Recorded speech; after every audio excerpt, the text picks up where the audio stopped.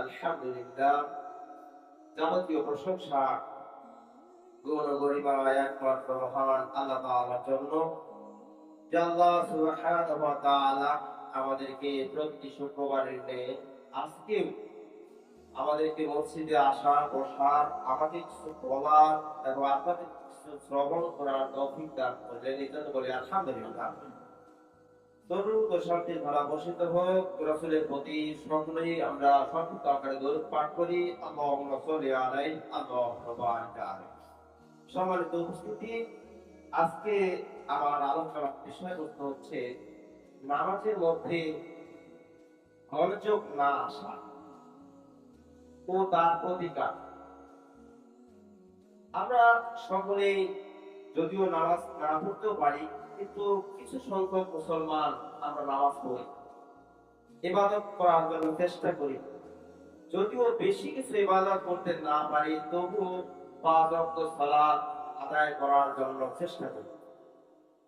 কিন্তু যারা আমরা সালাত আদায় করি, তাদের অন্তরগুলো যদি পরিষ্কার না থাকে, অন্তরে যদি ময়লা থাকে, তাহলে এই নামাজ কতটুকু গ্রহণযোগ্য হবে আল্লাহ নিকটে। সম্মানিত উপস্থিতি, আমরা যারা নামাজ পড়ি, নামাজের মধ্যে আমাদের অন্তরগুলোতে অনেক সময় কুচিন্তা, সুচিন্তা, মানে অনেক কিছু মনে হয়। যখন আপনি নামাজে দাঁড়ালেন বা আমি নামাজে দাঁড়াইলাম, সেই সময় আমাদের অনেক কিছু মনে পড়ে। এটা মনে পড়ার কারণ কি? আমি নামাজে দাঁড়াইলাম, এই নামাজে দাঁড়ানো অবস্থায় থাকতে থাকতে এমন সময় একটা এমন মনে হলো যে আমার নামাজের ভিতরে যে কাজটা করার দরকার, এটা যতটা জরুরি তার চাইতে বাইরের কাজটাকে আমরা জরুরি বেশি মনে করি। এটা আসলে কারণটা কি? এটার কারণ হচ্ছে একটাই, যে আমাদেরকে শয়তান কুমন্ত্রণা দেয়, ওয়াসওয়াসা দেয়।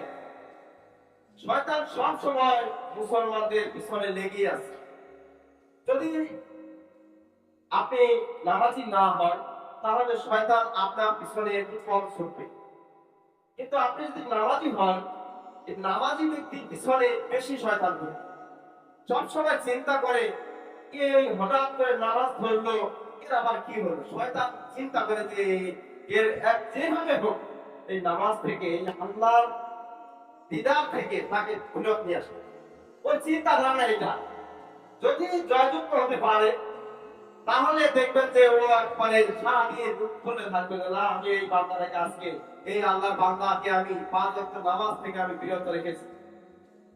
যদি ফজরের নামাজ আপনি বাদ দেন, তাহলে চিন্তা করবে যে না, ফজরের নামাজটা আমাকে বাদ দেওয়া হয়েছে। ও চিন্তা করবে। সম্মানিত উপস্থিতি, কেন আমাদের অন্তরের মধ্যে এত কুচিন্তা আসে কেন? এটার কারণ হচ্ছে, এটার কারণও আছে, আবার প্রতিকারও আছে। এটা বাদ দিতে হবে কিভাবে, কৌশল অবশ্যই জানতে হবে। তো আমি কিছু বের করেছি কোরআন এবং হাদিস থেকে। তো প্রথম যেটা কারণ, আমরা নামাজে দাঁড়িয়ে অনেক কিছু চিন্তা করি। এই চিন্তাটা আসে, এটা কারণটা কি? এটা কারণ হচ্ছে শয়তানের ওয়াসওয়াসা। এটা আমাদের বিশ্বাস করতে হবে। শয়তান আছে, ইবলিস আছে, এবং সব সময় লেগে থাকবে, সব সময় ধোঁকা দিতেই থাকবে, সব সময় আমাদেরকে খারাপ পথে পরিচালিত করার জন্য চেষ্টা করবে। অতএব শয়তানের বিরুদ্ধে আমাদের কাজ করতে হবে। শয়তানের ওয়াসওয়াসা থেকে আমরা অবশ্যই বাঁচতে হবে। রাসূল সাল্লাল্লাহু আলাইহি সাল্লাম বলেন যে নামাজের সময় শয়তান এসে মানুষের অন্তরে কেমন জানি খটকা সৃষ্টি করে দেয়, চিন্তা আসে ফেলে দেয়। এবং চিন্তা আসে নামাজি ব্যক্তির অন্তরে ঢালে দেয়, তখন সে বুঝতে পারে না যে নামাজে দাঁড়িয়ে সে কয় রাকাত নামাজ পড়েছে। আমরা অনেক সময় সহজ চিন্তা দেই না। এই সহজ চিন্তা দেওয়ার কারণটা কি? শয়তান আসর করে ফেলে।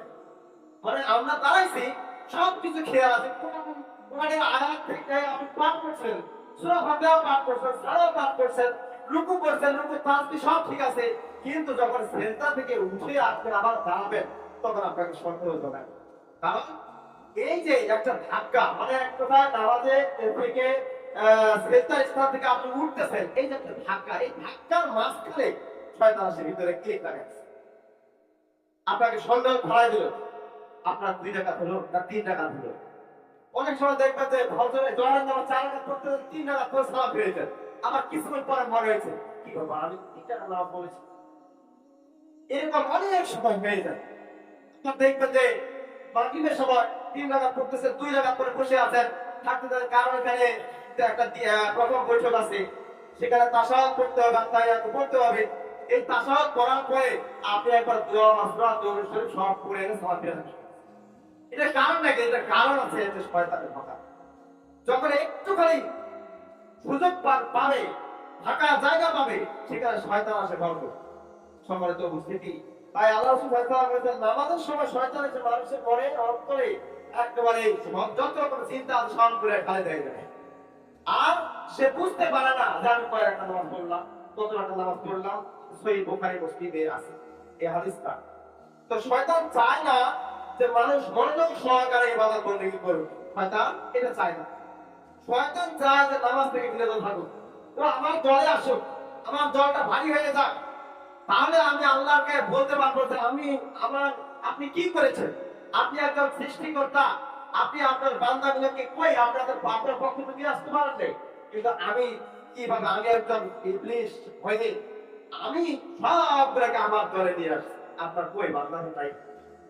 শয়তান এটা জেদ করবে, আল্লাহর কাছে জেদ করবে। কিন্তু আল্লাহ তাআলা বলেছেন যারা আমার মুমিন বান্দা, যারা আমার ইবাদতকারী বান্দা, তাদের অন্তরে কোনো সময় ওয়াসওয়াসা দিতে পারে, কোনো সময়ের জন্য ওয়াসওয়াসা, কুমন্ত্রণা বা চিন্তা, এগুলো কোনো কিছুই তার অন্তরে প্রবেশ করতে পারে।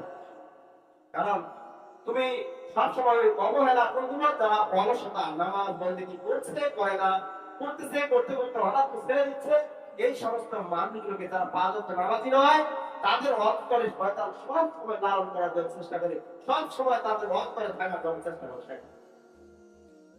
তো এটা প্রতিকার কি? যে শয়তানের কুমন্ত্রণা থেকে আমাদের বাঁচার উপায় কি? সেটা আছে নামাজ শুরু করার আগে অন্তপক্ষে একবার তাওসটা পাঠ করা। এই যে আউযু বিল্লাহি মিনাশ শাইতানির রাজীম, এর অর্থটা বুঝতে হবে যে বিতাড়িত শয়তান হতে আল্লাহর নিকটে আশ্রয় চাচ্ছে, বিতাড়িত শয়তান হতে আল্লাহর নিকটে আশ্রয় চাচ্ছে। কিন্তু আল্লাহর নিকটে আশ্রয় চাচ্ছেন মানে শয়তান থেকে বিরত। তাহলে আমাদের দাঁড়ানোর পূর্বে আমাদের অবশ্যই এটা খেয়াল রাখতে হবে যে তাওসটা দিয়া পড়তে হবে।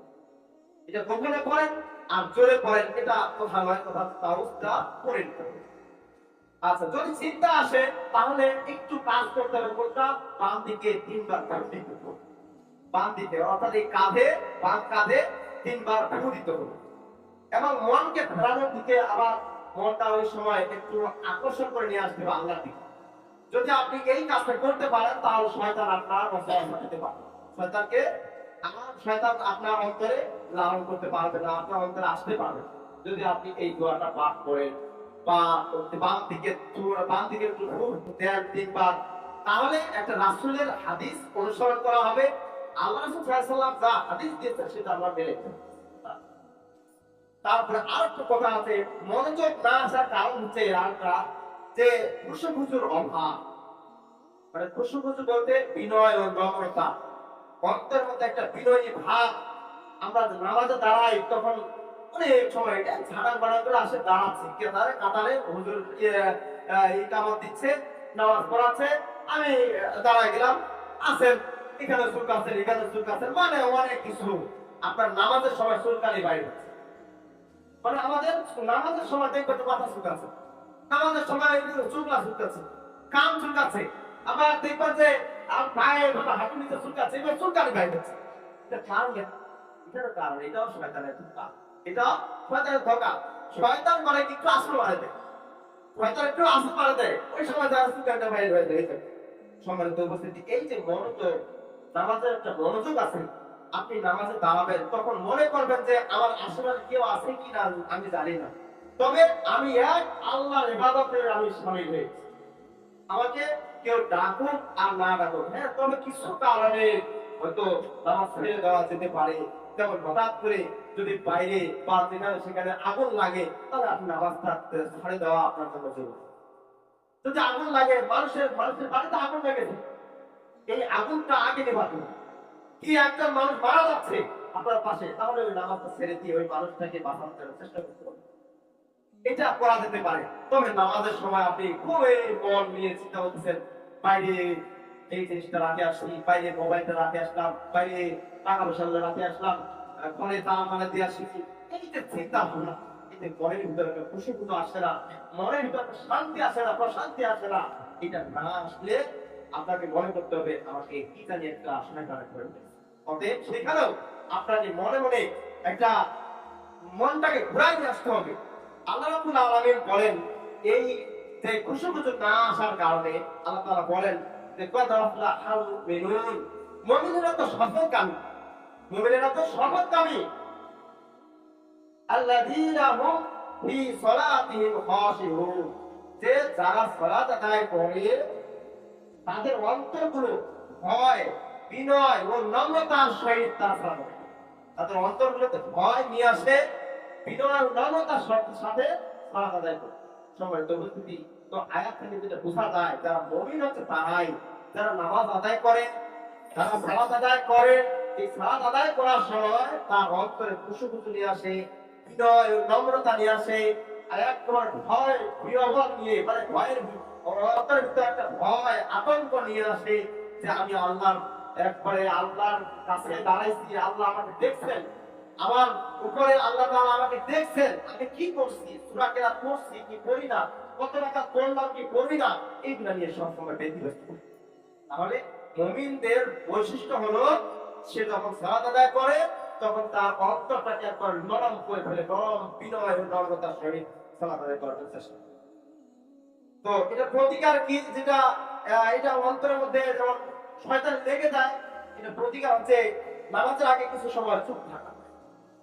আপনি যখন নামাজে দাঁড়াবেন তখন নামাজের পূর্বে অন্তরকে চুপ থাকবেন, চুপ থাকে মনটাকে আপনার ঘুরাইতে চেষ্টা করবেন যে এই মনটাকে আমি ঘোরাবো, কারণ এখন আমার মনটা বিভিন্ন জায়গায় চলে গেছে, এই মনটা বিভিন্ন জায়গায় চলে গেছে, এই মনটাকে ঘুরাই করবো।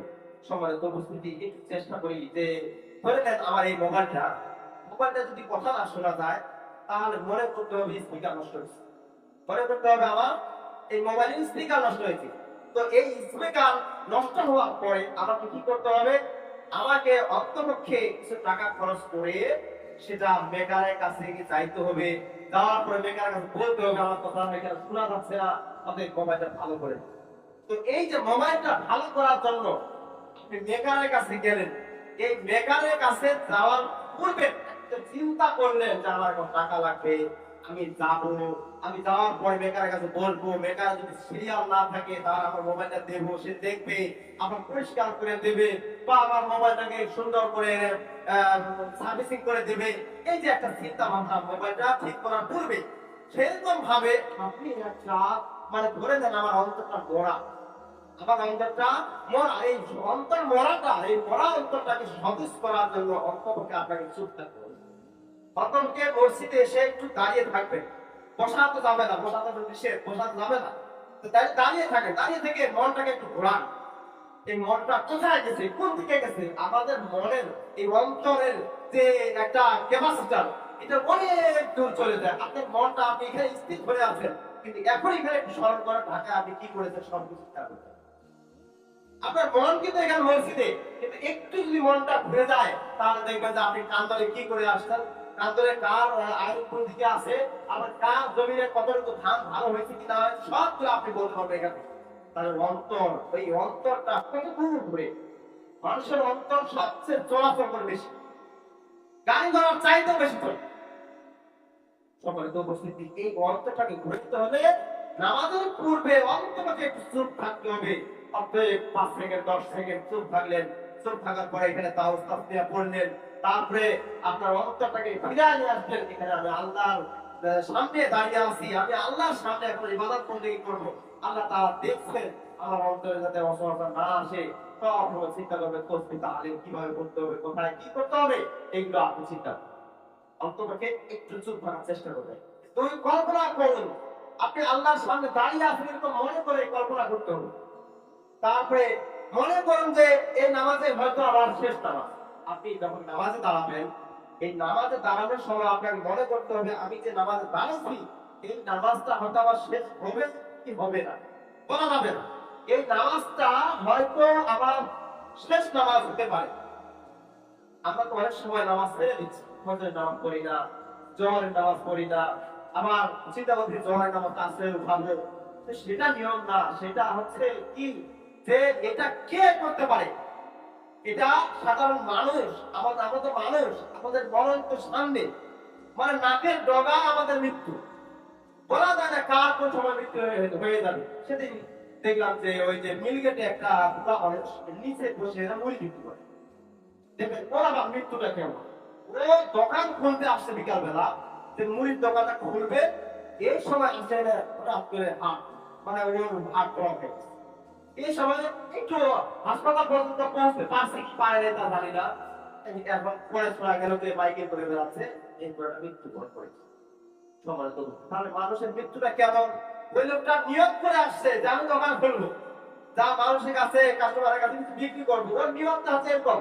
কিন্তু নাকের ডগায় যদি মৃত্যু এসে যায় তাহলে দোকান খুলবেন কি? দোকান খোলারও আর সময় না। সম্মানিত উপস্থিতি, মৃত্যুটা নিয়ে চিন্তা করি।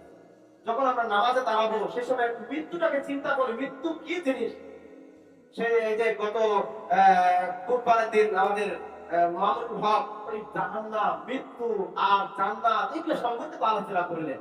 আপনারা তো শুনেছেন যে মৃত্যু নামে একটা জন্তু আছে, মৃত্যু নামে একটা কি জন্তু আছে। ওটা একটা ভেড়ার ন্যায়, কেউ বলেছে ঘোড়াকের ন্যায়, কেউ বলেছে একটা ঘোড়ার ন্যায়, গাধার ন্যায় এরকম। কিন্তু সেটা মৃত্যুটা কেমন? তার সব দিক দিয়ে লোভ থাকবে, মানে ওটার কোন মাথা কাল্লা কিছুই বোঝা যাবে না। ও এমন ভাবে থাকবে আপনি এটা বুঝতে পারবেন যে এটা প্রাণী, কিন্তু কি প্রাণী এটা বুঝতে পারবেন না। কিন্তু মৃত্যু, এই মৃত্যুটা মানুষকে সব সময় চিন্তা করে যে যখন অর্ডার হয়ে যাবে, যার কাছে অর্ডার হবে ওর কাছে গিয়ে সেই মৃত্যুটা উপস্থিত হবে। এই মারাত্মক মৌত সেখানে উপস্থিত। সম্মানিত উপস্থিত, যখন আমরা নামাজে দাঁড়াবো অন্তত এই ভয়টা নিয়ে আসবো যে আমার মৃত্যু হয়তো এই নামাজটা আমার শেষ। ওই যে একটা গজল আছে না, যে একটা পড়ে যে কেমন করে ঘুমাওয়ারে মানুষ ফজর করে কাজা, এমন তো হতে পারে তোমার জবানে জানা। এটা হতে পারে আসলে ফজর কাজা আমরা কাজা করছি, আমরা এটা ভয় করি না। আমাদের ল্যাব তো সব দিয়ে ঘুমাচ্ছি, এটা ভয় করি না। ফজরের সময় নামাজটা পড়লাম না, আমার জবানের সময় আমি নামাজ পড়তে পারবো কি পারবো? এই ভয়গুলো অবশ্যই আমাদের যদি ফিরে আসা হয় তাহলে মনের ভিতর মনোযোগ আসবে। খুশুখুচুর ন্যায় আমি সালাত আদায় করবো, আল্লাহ তাআলা সেটা গ্রহণ করে। সম্মানিত উপস্থিতি, তারপরে দুনিয়াবি চিন্তা, দুনিয়াবি চিন্তা ও ব্যস্ততা। দুনিয়াবি চিন্তাটাকে এটা মুক্ত করতে হবে। আপনি মসজিদে এসেছেন, আপনার দুনিয়ার চিন্তা করা যাবে না। নামাজে দুনিয়ার চিন্তা আসা সাধারণ ব্যাপার, এটা আসবে। কারণ সবসময় যে আমরা ব্যস্ত, সবসময় আমরা কাজের মধ্যেই আছি। কিন্তু নামাজের সময় করে 5টা ওয়াক্ত খাই আসি, 15 মিনিট 10 মিনিট 20 মিনিট এরকম করে থাকি, কিন্তু বাকি সময়টা আমরা মাঠে ঘাটে বা ঘুম অবস্থায়।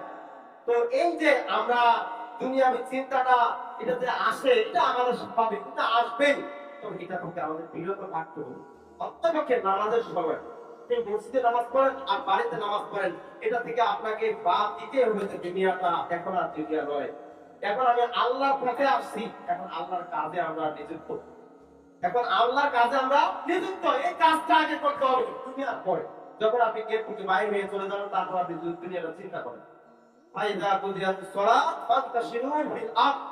যখন আপনার সালাতটা আদায় হয়ে যাবে তখন তোমরা জমিনে ঝুঁকে ঝুঁকে পড়ো। তখন জমিনে তখন রিজিকের ব্যবস্থা করতে হবে। কোথায় রিজিক আছে, কোথায় যেতে হবে, আল্লাহ তাআলা মনে হয় যে ভক্তি শিখায় দিলে, যাও তুমি নামাজ পড়েছো, তুমি এদিকে যাও, তোমার রিজিক আছে, তুমি এখানে যাও। দেখেন অনেক মানুষের রিজিকের ফায়সালা হঠাৎ তো দেখবেন কালকে রাতে চিন্তা করেছে আজকে আমি কি করব সকালবেলা, এই চিন্তাটা করতে কোথায় কাজ করতে যাবো, কোথায় কি করতে যাবো, হঠাৎ করে দেখবেন সকালবেলা একজন মানুষ একটা বাড়ি চলে আসছে, আমার একটা কাজ করে দিতে হবে। এটা রিজিকের একটা ফায়সালা হয়ে গেল। কি করে এটা আল্লাহর পক্ষ থেকে আপনি চিন্তা করেছেন আর মনে মনে ভাবছেন যে আল্লাহ আমার কালকে একটা রিজিকের ব্যবস্থা করে দাও। যদি এই ভাবছেন খালি, তাহলে দেখবেন যে সকালবেলা একটা কাজের মানে চলে আসছে।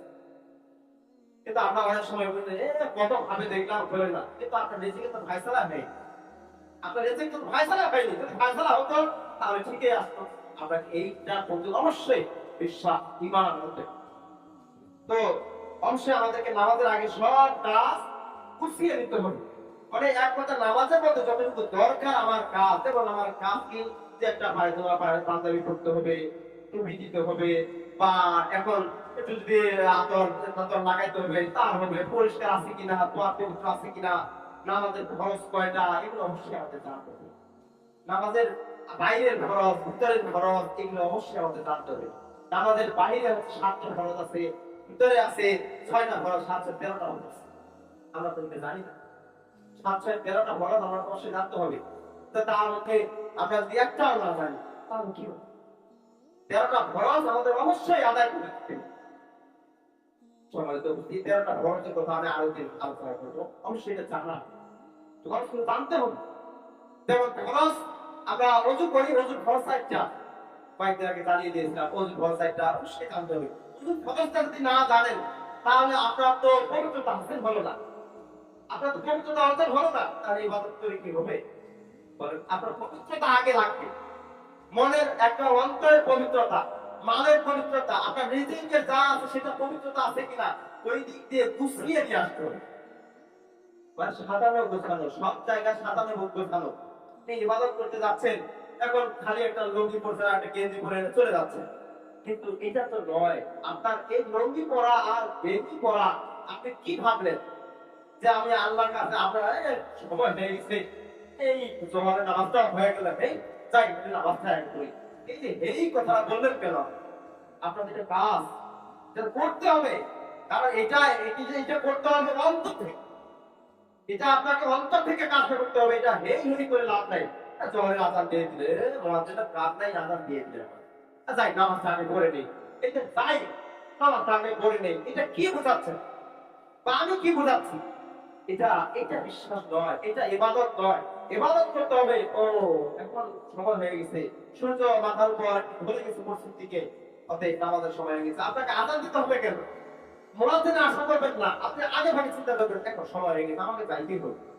কারণ মুয়াজ্জিনের দায়িত্ব হচ্ছে উল্টা। আযান দেওয়ার কারণ হচ্ছে যারা বেখেয়াল, যারা ব্যবসা বাণিজ্যে সবসময় চিন্তা ভাবনা আছে, কিন্তু ইবাদতের সময়টার দিকে মানে ভুলে গেছে, এই ভোলা মানুষগুলোকে আযান দিয়ে ডাকি নিয়ে আসে।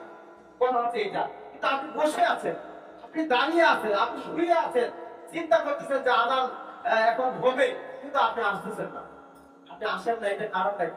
আপনাকে এটা হচ্ছে ভাওয়াইলুল মুসাল্লিন, ধ্বংস যারা নামাজ থেকে উদাসীন। মানে উদাসীনতা করে নামাজ বন্দেগী করা ঠিক না, এটা ইবাদত বলে গ্রহণযোগ্য হবে না।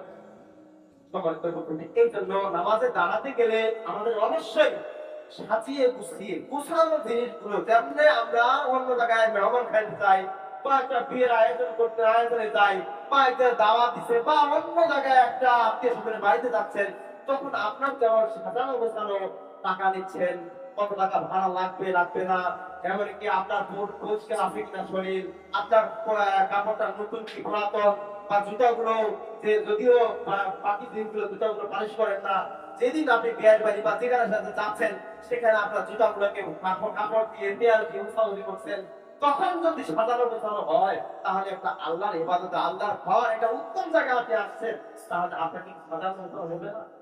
হবে না কেন? অবশ্যই হবে। সম্মানিত উপস্থিতি, যারা এখনো নামাজের সময় অন্তমুখে গেঞ্জিটা পরে বা গামছাটা পরে মসজিদে আসার চেষ্টা করি, এগুলো বাদ দিবেন। এগুলো থেকে আমরা যেমন বাদ দেবো, কারণ আপনারা খালি নয়, আমিও আমিও এরকম করি তাহলে আমিও বাদ দেওয়ার চেষ্টা করবো। অন্তমুখে পাঞ্জাবি টুপি, এটা হচ্ছে একটা সুন্নতের লেবাস। এই লেবাসটা যদি আমরা গ্রহণ করি, অনেক সময় দেখা যায় মসজিদগুলোতে ওই গ্রামে যেমন বেড়াচ্ছে, রাস্তাঘাটে যেমন বেড়াচ্ছে, ওইভাবে চলে আসছে মসজিদ। এটা কারণ নাকি? এটা যদি এভাবে পড়ে আসেন তাহলে তো আপনার খুশি খুশি থাকবে না, আপনার মনোযোগ এখানে থাকবে না। আপনার মনোযোগ দেখেন, আপনি একটা গামছা ধরে দাঁড়াইছেন, এখানে নামাজ পড়তেছেন, দাঁড়াইছেন, কিন্তু পাশে একজন মুরব্বী মানুষ এসে গেছে, একবারে উন্নত ধরনের কাপড় চোপড় পরে, যখন আপনার পাশে দাঁড়াবে তখন আপনার মনটা কেমন করবে বলেন? তখন আপনার মনটা খালি বলবে সে এত সুন্দর কাপড় চোপড় পরে আসছে, আর আমি গেঞ্জিটা পরে তোয়ালিটা পরে আমি আসছি, এটা ঠিক হয় নাই। মানে সবাই খালি মনটা খালি ফুটু ফুটু করে দেখবে, কোনটা লাগে যাবে অন্তরের মধ্যে, খালি যত অশান্তি লাগবে আপনাকে বসে সবাই তো হচ্ছে। তাহলে এই অশান্তিটা লাগার আগে আপনাকে সাজিয়ে গুছিয়ে দিতে হবে, পরিষ্কার হতে হবে। আজানের পূর্বে আপনি 5 মিনিট পূর্বে আপনি চেষ্টা করবেন যে আমার কাপড় চোপড়গুলো আগে গুছাই, আমার টুপিটা ধোয়া আছে কিনা, আমার জুতা ঠিক আছে কিনা, আমার পরিষ্কার শরীর আছে কিনা, এদিকে আপনি সাজিয়ে গুছিয়ে আসবেন, তাহলে আপনার মনের ভিতরে একটা শান্তি আসবে।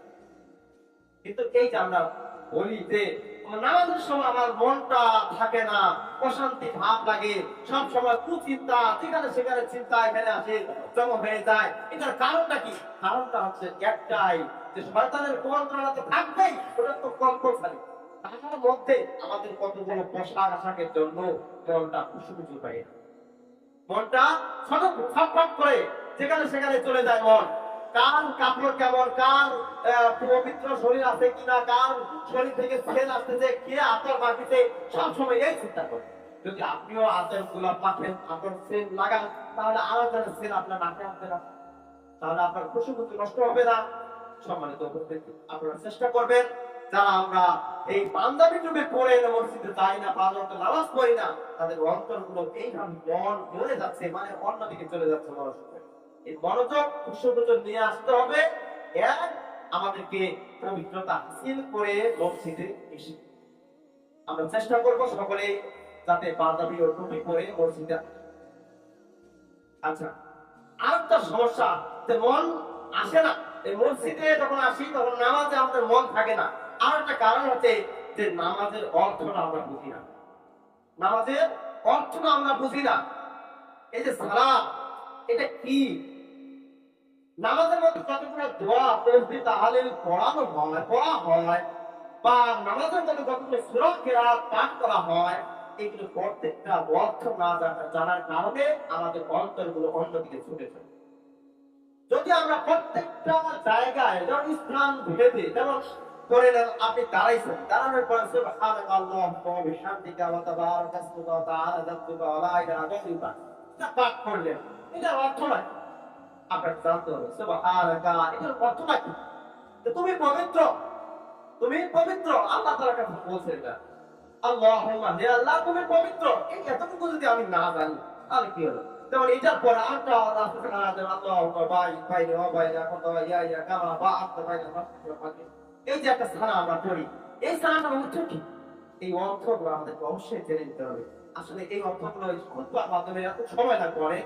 তো আপনারা চিন্তা করবেন, চেষ্টা করবেন, যারা এইগুলো অর্থ জানে, এগুলো জানে না। অতএব এটাও যদি না জানি, যদি বাংলা পড়া জানি, তাহলে নামাজ শিক্ষা বইগুলো যে আছে ওইগুলো অন্তপক্ষে একটু দেখবেন, খুলি যে নামাজ শিক্ষা বইয়ে ধরে নেন এই সারাটার অর্থটা কি, এই অর্থটা কেমন করে আছে। যেমন আল্লাহুম্মা বাইনি ওয়া বাইনা খাতায়ায়া কামা বা'আতা বাইনা নাফসি ওয়াল মাগরিবি, হে আল্লাহ আমার পাপগুলো পূর্ব এবং পশ্চিম যতদূর দূরত্ব আছে এতদূর দূরত্ব করে দাও, আমার পাপগুলো অন্তর। তাহলে এই যে একটা মনের ভিতরে একটা শান্তি আসলো, আমি একটা দোয়া করলাম। আপনাকে ফরজ নামাজের পরে বা সুন্নাত নামাজের পরে দোয়া করতে হবে না, হাত তুলে মোনাজাত করতে হবে না, যদি আপনি এই ধারাটা অর্চনা করে দিতেন। খালি সাধারণত ধারার অর্থটা আজকে আপনারা বাংলাদেশে পড়া জানেন, তাহলে আপনি বাড়িতে যা দেখবেন যে আচ্ছা নামাজ শিক্ষা বইটা তো ঘরে আছে, সালাতুর রাসূল বইটা তো ঘরে আছে, দেখি তো ধারার অর্থটা কি। আপনারা পরে দেখবেন আর মনে করে চিন্তা করবেন, ও দোয়া তো আমার এইখানে, দোয়া আমার এইখানে, দোয়া তো ফরজ নামাজের পরে আর সুন্নাত নামাজের পরে আর সম্মিলিতভাবে মোনাজাত করতে হবে, এটা আপনি ভুলে যাবেন। কারণ দোয়া এইটাই। আবার যদি সূরা ফাতিহা পড়ে, তাওবাহ তাসবিহ পড়ে, আলহামদুলিল্লাহি রাব্বিল আলামিন, সমস্ত প্রশংসা, এখানে প্রশংসা আল্লাহ তাআলার জন্য, যিনি বিশ্ব জাহানের প্রতিপালক, আর রহমানির রহিম, তিনি মেহেরবান দয়াময়। এই যে দয়ার কথা আসতেছে, মেহেরবান কথা আসতেছে, এই যে মনের ভিতরটা ঈমান থাকতেছে, মালিক ইয়াউমিদ্দিন, এই যে বিচার দিবসের মালিক, এই যে অন্তরে একটা ভয় তাওহীদ আসতেছে, এখানে অন্তরের ভিতরে একটা ভয় জাগ্রত হচ্ছে, এখানে মালিক ইয়াউমিদ্দিন, কিন্তু বিশ্ব বিচার দিবসের মালিক, সেদিন আল্লাহ কি করবেন, আমার বিচারের ফয়সালা কি হয় আর কেমন যে ফয়সালা হয়, এই যে চিন্তা ধারণা আপনার চলে আসবে, তখন দেখবেন যে আপনার মন এমনিতে ফিরে আসবে আল্লাহ। আমরা আয়াতের আমরা পাঠ করি ইয়াকা না'বুদু ওয়া ইয়াকা নাস্তাঈন, এই যে আয়াতটা পাঠ করি, এটার অর্থ কি? আমরা তো তোমারই ইবাদত করি, ইয়াকা না'বুদু, আমরা তো তোমারই ইবাদত করি, ওয়া ইয়াকা নাস্তাঈন, এবং তোমারই কাছে আমরা তোমারই কাছে তো সাহায্য প্রার্থনা করি। আমরা ইবাদত করি কার? আল্লাহ। এখানে আল্লাহ এবং বান্দার মধ্যে দুইটা ভাগ, এই আয়াতটা দুইটা ভাগ, একটা আল্লাহর অংশ, একটা আমাদের অংশ। কেমন? যে ইয়া কেন অবন্ধু, আমরা তোমারও ইবাদত করি, মানে আল্লাহর ইবাদত করি, বা ইয়া কাস্তাইন, তোমার কাছে তো সাহায্য প্রার্থনা করি। এখানে আল্লাহর সাথে কথাবার্তা হচ্ছে, আল্লাহর সাথে একটা কথাবার্তা হচ্ছে। তো আমরা যদি এই তো অর্থগুলো না বুঝি, যেমন এই রুকুর সময় রুকুতে যাই, এখানে একটা তাসবিহ পাঠ করতে হবে, সুবহান রাব্বিয়াল আযীম, এটা পাঠ করতে হবে যে সুবহান রাব্বিয়াল আযীম, যে তুমি পবিত্র এবং তুমি বড়, এটা পবিত্র এবং তুমি বড়। এই যে বড় কথাটা আছে, যে বড়ত্বটা স্বীকার করতেছে, আল্লাহ তাআলার বড়ত্বটা স্বীকার করতেছে। আবার সামি আল্লাহু লিমান হামিদা, এটা তাসবিহ একটা পাঠ করলাম, এটা নাম তাসবিহ, সামি আল্লাহু লিমান হামিদা, এটা একটা পাঠ করলাম। আল্লাহ এখানে সামি আল্লাহ শুনছেন, আল্লাহ তাআলা হামিদা, আমি যে প্রশংসা করছি এটা আল্লাহ তাআলা শুনছেন। রব্বানা লাকাল হামদ হামদান কাসীরান তাইয়িবান মুবারাকান ফীহি, পাঠ করতেছি, এটা একটা দোয়া। আবার যখন আমরা রুকুতে যাচ্ছি, সেজদা যাচ্ছি, সেজদা একটা দোয়া, সুবহান রাব্বিয়াল আলা, আল্লাহ মহান, আল্লাহ পবিত্র, এখানে একটা তাসবিহ পাঠ করা আছে। তারপরে দুই সেজদার মাঝে একটা দোয়া পাঠ করতেছি, আল্লাহুম্মা গফিরলি ওয়ারহামনি ওয়াহদিনি ওয়াআফিনি ওয়ারযুকনি। এটা যদি আপনি অর্থটা জানেন, তার তো অন্য কোনো দরকার হয় না, আপনাকে অন্য কোনো দোয়ার কোনো দরকার হয় না, আপনি এই অর্থটা যদি জানেন। আল্লাহুম্মা গফিরলি, হে আল্লাহ আমাকে ক্ষমা করো, ওয়ারহামনি, আমার উপর রহমত বর্ষণ করো, ওয়াহদিনি, আমাকে হেদায়েত দান করো, ওয়াআফিনি, আমাকে সুস্থতা দান করো, ওয়ারযুকনি, আমাকে উত্তম রিজিক দান করো। আপনি তো দোয়াটা সব করে ফেললেন। নামাজ মানে কি? এটা তো দোয়া। আর মোনাজাত মানে কি? মোনাজাত হচ্ছে আল্লাহর সাথে চুপি চুপি কথা বলা। মোনাজাত মানে কি? আল্লাহর সাথে চুপি চুপি কথা বলা। আর আপনি যদি একবারে দলবল নিয়ে একবারে পরিষ্কার ভাবে, আল্লাহ তুমি ওই বান্দাকে ভালো করে দাও, মানুষ করে দাও, অনেক কিছু বললেন, আপনার এই দোয়াটা তো চুপি চুপি হইল না, তাই মোনাজাত হলো না। এটা ওই যে ধাওয়াই করলেন মুসলমানদের উদাসীনতার একটা দোয়া হয়ে গেল, উদাসীনতার দোয়া করা। অতএব দোয়া করতে হলে চুপে চুপে আল্লাহর সাথে কান্নাকাটি করতে হবে, কথা বলতে হবে। আপনার নামাজটা হচ্ছে মিরাজ। আপনার নামাজটা কি? মিরাজ। এটা মিরাজ স্বরূপ, মানে একটা রশির মতো, বা একটা কারেন্টের তারই নেয়। যেমন এখন যদি সুইচটা দেওয়া হয় পঞ্চগড়ে, যে নেসকোর একটা অফিস আছে না, ওইখানে সুইচটা খালি দেয়, কারেন্ট ফেলায় দেয়, তাহলে এই কাজ চলে আসে। সেই রকম আল্লাহ তাআলা তো আমাদেরকে একটা রশির ব্যবস্থা করে দিয়েছে। রশির ব্যবস্থা কিভাবে? যে একটা রশি, যে আল্লাহ তাআলা রশির মাধ্যমে, মানে জিবরাইল হচ্ছে একটা রশি, মানে রশির মাধ্যমে আমরা তো পেয়েছি মুহাম্মদ সাল্লাল্লাহু আলাইহি ওয়াসাল্লামের কাছে একটা, এটা একটা পরিমিত সেন্টার বলা যায়। এখানে মানে একটা মুহাম্মদ সাল্লাল্লাহু আলাইহি ওয়াসাল্লাম আমাদের সেন্টার, এখান থেকে আমরা পাচ্ছি। এখান থেকে যত সুইচ এইদিকে আমরা নিচ্ছি, মিটার নিচ্ছি, সবগুলোই আমরা কেমন, যে আমরা এখান থেকে জানতে পারছি সব কিছু। কারেন্ট চলে গেলে সবাই জানতে পারে যে কারেন্ট চলে গেছে, কারেন্ট আসলে সবাই যেমন জানতে পারে কারেন্ট আসছে। সেরকম আমরা মিরাজ স্বরূপ, মানে একটা সুতা স্বরূপ, একটা কারেন্টের তার স্বরূপ আল্লাহর সাথে আপনার সাথে কথাবার্তা হচ্ছে। কারেন্টের তারের ন্যায় বলতে হবে, মনে করতে, এর চাইতে আরো বেশি কিছু মনে করতে হবে। আপনার মনটা হচ্ছে এই এখন যে যে অবস্থায় আছেন, আপনার মনটা বাইরে চলে গেছে, যেমন এই মনটা চলে গেল বাইরে বা অন্য জায়গায় অনেক দূরে চলে গেল, সেরকম আপনার মনটা এইদিকে টান দিতে হবে, তাহলে আপনার মনোযোগ আসবে, তাহলে আপনি নামাজে খুশি খুশি নিয়ে আসতে পারবেন। আপনি যদি মনে করেন যে না, নামাজে দাঁড়াইছি, নামাজ নামাজ পড়লাম, কতক্ষণ নামাজটা হবে, নামাজটা শেষ হয়ে চলে যাচ্ছি, এই যে মনের ভিতরে একটা টান টান ভাব চলে যাচ্ছে, চলে যাচ্ছে, মানে কাজটা বাইরে যে পড়ে আছে, এই কাজটার জন্য আপনি ব্যতিব্যস্ত করছেন। আপনি নামাজটা আদায় করলেন, তো নামাজটা আদায় করতে হলে কি করতে হবে? প্রথমে আপনাকে সাজিয়ে গুছিয়ে আসতে হবে। দাঁড়ালেন, আপনার শিকড়টা বা গানের তাপটা আপনার আল্লাহর সাথে সেটিং করে নিলেন, মানে এখন আর কোনো দুনিয়াবি চিন্তা নেই। আপনি নামাজ আদায় করা শেষ, তসবিহ তাহলিল পড়ে তারপরে আপনি বের হয়ে চলে যাবেন, তারপরে আপনি জীবিকার জন্য চিন্তা করবেন, যথেষ্ট আর অন্য চিন্তা করা যাবে না। নামাজে আমাদের অন্তরে নামাজ থাকে না, বা মনের ভিতর অশান্তি, অন্যদিকে চলে যাচ্ছে মন, আর একটা কারণ হচ্ছে যেটা পরিবেশের শারীরিক অবস্থার প্রভাব। আমাদের অনেক সময় নামাজের পরিবেশটা ঠিক থাকে না। যেমন দেখেন মসজিদে ওই সামনে আমাদের ঘরগুলোতে তো বিভিন্ন ধরনের কাগজ টাঙানো থাকে, কিন্তু আমাদের সামনে দেখেন কোনো টাঙানো আছে কি? নাই। টাঙানো না থাকার কারণ কি? কতগুলো মসজিদে দেখবেন যে এই যে মেহরাবের এখানে পাশে একটা মিনার দিছে, এই পাশে একটা মিনারের ছবি অঙ্কন করেছে। অনেক সময় নামাজের সময় পরিবেশটার জন্য কি হয় জানেন, নামাজটা অন্যদিকে চলে যায়। ওই সময় নামাজে তারা দেখতেছে ও সুন্দর করে মিনারটা টাঙাইছে, সুন্দর হচ্ছে। আবার ওই যে লা ইলাহা ইল্লাল্লাহ এটা উঠায় দেওয়ার কারণটা কি বলেন তো? কারণ হচ্ছে অনেক সময় নামাজে দাঁড়িয়ে লোকজন এটাই বলে, এই জন্য এটা উঠায় দেওয়া। তারপরে এটা মিশে নেই, তারপরে অনেকে আবার চিন্তা করে যে ওটা মিশে নেই, মিশাতে যাতে ভালো মতো মিশা, কিন্তু আবার ভালো মতো মিশায় নেই কিনা লোকটা, অনেক চিন্তা আসে এই জায়গায়। অতএব সামনে অন্তত পরিষ্কার, নজর তো আর এক জায়গায় স্থির থাকে না, নজর সবসময় স্থির থাকে না। আর এইটাও নিয়ম নাই যে আপনি চোখগুলো বন্ধ করে নামাজ পড়বেন, চোখগুলো বন্ধ করে নামাজ পড়া যাবে না। চোখগুলো খুলে রাখতে হবে, তবে চোখগুলো এমন ভাবে রাখতে হবে যেখানে আপনার সেজদার জায়গা, সেখানে আপনাকে নজরটা রাখতে হবে। আবার চিন্তা করলেন যে না আমি নিচে দেখতেছি, এদিকে দেখতেছি, এদিকে দেখতেছি, আমার মনটা তো অন্যদিকে চলে যাচ্ছে, অতএব উপর দিকে চোখটা মেলে দেখে আছে, হবে না, ওটাও যাবে না। আপনি ওই দিকেও দিতে পারবেন না। তো যদি আপনি মসজিদে আছেন তাই দেখতে পাচ্ছেন উপরে, কিন্তু উপরে তো সমস্যা, উপরে তো কানা তো আছে, উপরে তোমার মানুষ কিন্তু আমাদের দিকে চলে যেতে পারে। আপনি চিন্তা করলেন যে এখানে দাঁড়াবো না, আমি বাইরে একবার ওই কান্দের মাঝখানে দাঁড়াবো, উপর দিকে, উপরে তো আসমানটা ওইটাই দেখবো না, আপনার চোখের দৃষ্টিটা তো কমে আসবে। আলোতে আলো দিয়ে ফোকাসিং মানে চোখের একটা যে স্পৃহা আছে এটা নষ্ট হয়ে, তাহলে ওটাও করা যাবে না।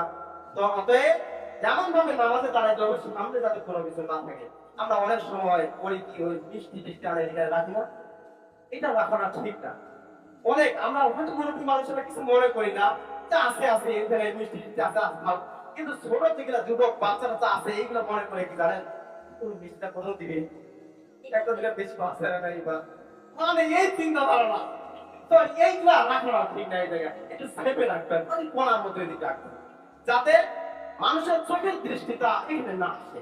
যদি আপনার ওইখানে দৃষ্টিটা যায় তাহলে আপনার মনটা কি রাখবো বলেন, ওই সময় খালি মিষ্টি গুলা চিন্তা, ছিলাম গুলা চিন্তা, টুকপাগুলা কেমন ওইটা আছে, খালি এইগুলা। তো আসলে মানুষের মন ঠিক করার জন্য যেগুলো দরকার হয় সেগুলো বললাম সাজিয়ে গুছিয়ে আসতে হবে। এখন আল্লাহ রাসূল সাল্লাল্লাহু বললেন যে তুমি যখন নামাজে দাঁড়াবে সামনে সূত্রা দিয়ে আদায় করবে। যদি খোলা মাঠে যদি সালাত আদায় করেন তাহলে সামনে অন্ততপক্ষে একটা জোজ হোক বা সূত্রা যেটাকে বলা হয়, গোষ্ঠীর নাম কি, এটা সূত্রা, তাকে গাড়ি দিলেন বা একটা জিনিস এখানে রাখে দিলেন, তাহলে আপনার দৃষ্টিশক্তি ওইখানে থাকবে, নিচে থাকবে যে আমার দৃষ্টিশক্তি সীমারেখা এটা। তো আমরা যে লাইন গুলো করছি, এই লাইন গুলো করার কারণটা কি, আমাদের একটা সীমানা আছে, এই লাইনগুলো একটা সীমানা আছে, কাতারে সোজা করা যাবে। আবার এখান থেকে আমরা তো এমন করতে পারতাম যে ওই দাগগুলো দেওয়ার দরকার নেই, ফ্লোর আছে ফ্লোরে নামাজ পড়বো, কিন্তু করা যেত, কিন্তু না, আমাদের দৃষ্টিশক্তিটা কোথায় রাখবো, মানে আমরা যে দাঁড়াবো, দাঁড়ানোর একটা সীমা আছে, সীমাটা অতিক্রম করা যাবে। আমার সেন্টার স্থানটা জায়গা করে নিয়ে তারপরে মানুষ দাঁড়াবে, এটা একটা সুন্দর একটা প্রসেস। তো আসলে আমরা যখন নামাজে দাঁড়াবো আমাদের সাজানো গোছানো সব দিক দিয়ে চিন্তা ভাবনা করে দাঁড়াবো, আমার মনটা এখন স্থির কিনা, আপনার মনটা এখন আল্লাহর দিকে সরে দিচ্ছে কিনা। যদি আপনার মনটা খালি উড়ান ফাড়ান করে বাইরে কি রেখেছেন, বাইরে আপনার জুতা চুরি হলো না, কেউ ফেলে দিল, আপনি যদি এই চিন্তা করেন তাহলে আপনার সালাত হবে না। আপনি ওই সালাতটা পরে আদায় করেন, আপনার বাইরের কাজটা ঠিক করে আসবেন। আরেকটা নিয়ম যে যদি কতগুলো মানুষ আছে যে বাড়িতে খাবার চলে আসছে, টেবিলে খাবার, কিন্তু ওর খিদাও লাগছে, কিন্তু মনে মনে ভাবছে আগে নামাজটা করে নেব, নামাজটা করে নিয়ে তারপরে আমি খাচ্ছি, কিন্তু ওই যে টেবিলে খাবার আছে এটা না খেয়ে সে নামাজটা আদায় করতে গেছে, কিন্তু ও করে কি নামাজ আদায় করতে ইয়া কানা মধু ওয়ালা দোয়ালের করে শেষ, কারণ কি জানেন ওর ক্ষুধা লাগছে। পেটের মধ্যে যদি খিদা থাকে তাহলে আপনি নামাজে দাঁড়াবেন। আপনার সামনে টেবিলে খাবার চলে আসছে, আপনি খাবারটা আগে খাবেন, খায়ে আপনি শান্তি হবেন, আগে আগে আপনার অন্তরটা শান্ত হোক। আপনার অন্তরটা যখন একবার নির্ভেজাল থাকবে, পরিষ্কার থাকবে, তখন আপনি ইবাদত করবেন। আর যদি মনের ভিতর পেটের ভিতর সমস্যা রাখলে আপনি নামাজে দাঁড়াইছেন, এই নামাজটা কতটুকু হবে আপনি চিন্তা ভাবনা করবেন। আপনি নামাজে দাঁড়াচ্ছেন, একদিন একটা চেষ্টা করবেন, আসরের সময় নামাজের জন্য চিন্তা করবেন যে নামাজে দাঁড়ালেন, দাঁড়ানোর সময় আপনার মনটা কোন দিক খালি যায়, আপনি চিন্তা করতে। সম্মানিত উপস্থিতি, খালি আপনারা নয় যে আমি আছে আমারও মন চলে যাবে না, তাই না? অবশ্যই যায়। কেন যায় না আর কেন যায় আমি বলছি যে নামাজের সময় দেখবে যে অনেক সময় 3 রাকাতের জায়গা 4 রাকাত হয়ে যায় না, যায় কিনা? একটা সেজদা দিতে আরেকটা সেজদা দেয় নেই, বা 3 রাকাত করছি মনে করছি 4 রাকাত হয়ে গেছে, কিন্তু সূরা কেরাত সবই ঠিক আছে কিন্তু মনের ভিতরে খটকা লাগে। তখন কি করে? সুবহানাল্লাহ, একদম পিছন দিক থেকে বলে দিল মুয়াজ্জিন বা অন্য মানুষ বলে দিল সুবহানাল্লাহ। কারণটা কি? আল্লাহ পবিত্র, এখানে আবার আল্লাহু আকবার বলা হয়। এখানে আবার আল্লাহু আকবার বা না বুঝে আল্লাহু আকবার মানে পুরো তাকবীর দিয়ে দিত, মনে হয় ওই একটা ইমাম হয়ে গেল। হ্যাঁ, এটা মানে সুবহানাল্লাহ, আল্লাহ পবিত্র মানে কি এই ভূমিকা থেকে আল্লাহ পবিত্র। আপনি উঠেন। তো আসলে এই কাজগুলো অবশ্যই আমাদের, যার মনটা আমাদের স্থির না, যেদিকে সেদিকে চলে যায়, এই মনটাকে ঘুরায় ফেরতে রাখার জন্য কিভাবে খুশি-খুশি নিয়ে আসা যায়, এই জন্য আমরা চেষ্টা করবো। আল্লাহ তাআলা আমাদের সকলকে সঠিক মাত্রায় সঠিক নিয়মে সালাত আদায় করার তৌফিক দান করুন। আমিন। ওয়া আখিরু দাওয়ানা আলহামদুলিল্লাহি রাব্বিল আলামিন।